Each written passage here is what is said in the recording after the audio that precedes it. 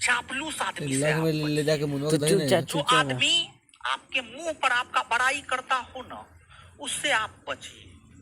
और जो आपके आलोचक हैं ना, जो आपकी आलोचना करते हैं, उसको आप अपने करीब रखिए। समझ गए?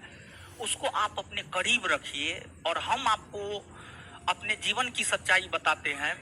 हमारा जो सबसे ज्यादा विरोध करता था और अभी भी करता है, हम उसका अपने जीवन में सबसे ज्यादा सम्मान करते हैं।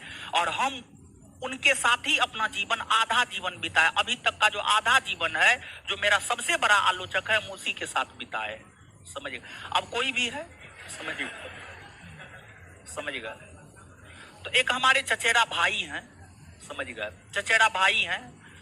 और हमेशा देखिए, दुनिया का ये नियम है, कोई भी इंसान ये नहीं चाहता है कि आप उनसे आगे बढ़ जाए। आप उनसे आगे बढ़ जाए, चाहे आपके चाचा ही क्यों ना हो, माँ बाप को छोड़ करके, माँ बाप को छोड़ करके। माँ बाप हमेशा आपके चाहेंगे आप जितना अधिक ऊंचाई पर चले जाइए। माँ बाप के अलावा, इंक्लूडिंग आपके भाई, आपकी बहन, आपके दोस्त, इंक्लूडिंग ये सब भले वो आपका सगा भाई है, उससे मतलब नहीं है।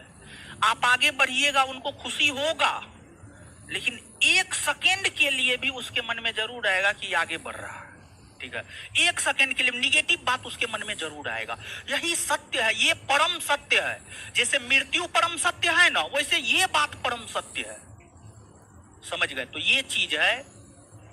तो अगर आपको आगे बढ़ना है ना, आप अपने आलोचक को अपने साथ रखिए। और आलोचक को हर कोई अपने साथ नहीं रख सकता है, क्योंकि आज के युवा में सहने की कैपेसिटी नहीं है।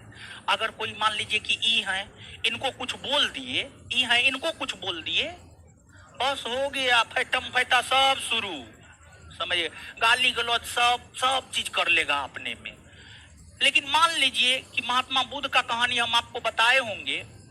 महात्मा बुद्ध, अच्छा सुनिए ना, महात्मा बुद्ध को जब ज्ञान की प्राप्ति हुई, ज्ञान प्राप्ति के बाद जब वो उपदेश दे रहे थे, तो क्या उनके उपदेश को सब पसंद कर रहा था?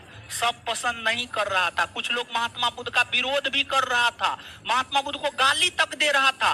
महात्मा बुद्ध जिस गांव में घुसता था ना, कुछ लोग कांटा बिछा देता था, कांटा बिछा देता था, और महात्मा बुद्ध उस कांटा पर चल कर पास कर जाते थे। समझ गए?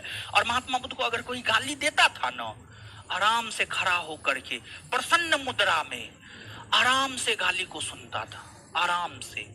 और गाली सुनने के बाद एक बार और अच्छा मुस्कान उसके सामने देते हुए आगे बढ़ जाता था। गाली देने वाला का फटका दरवाजा लग जाता था। समझ गए?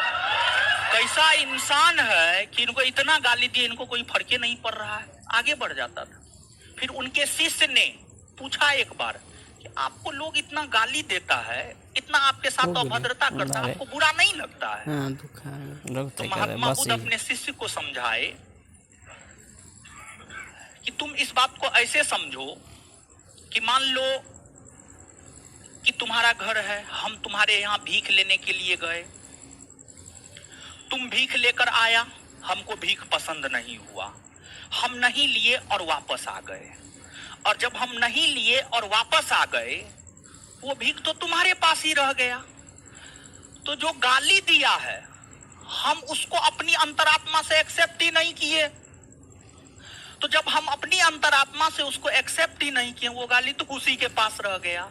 तो महात्मा बुद्ध ऐसे लोग थे, और उनकी इन्हीं नीतियों के कारण इतिहास में हमें उनके विषय में पढ़ना होता है। ऐसा थोड़े है कि सबके विषय में पढ़ना होता है।